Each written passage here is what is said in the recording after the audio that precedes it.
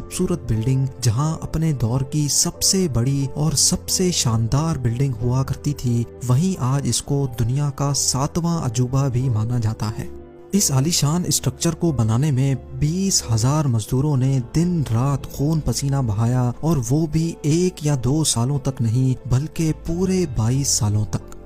अगर आज के दौर में इसकी कीमत का अंदाजा लगाया जाए तो संगे मरमर का ये अनमोल मकबरा हैरत अंगेज तौर पे $1 बिलियन यानी 7,500 करोड़ रुपयों से भी ज्यादा महंगा है, क्योंकि इस बिल्डिंग में मुगल आर्किटेक्ट्स ने अपने हुनर की कई ऐसी निशानियां छोड़ी थी जिनकी दुनिया के टॉप इंजीनियर्स भी आज तक तारीफ करते हैं। इस बिल्डिंग को ऐसे डिजाइन किया गया कि जब मेन गेट के पीछे से इसको देखा जाता है तो ये काफी बड़ी लगती है, लेकिन जैसे ही मेन गेट की तरफ बढ़ा जाता है तो ऑटोमेटिकली इसका साइज छोटा होता जाता है। दिमाग को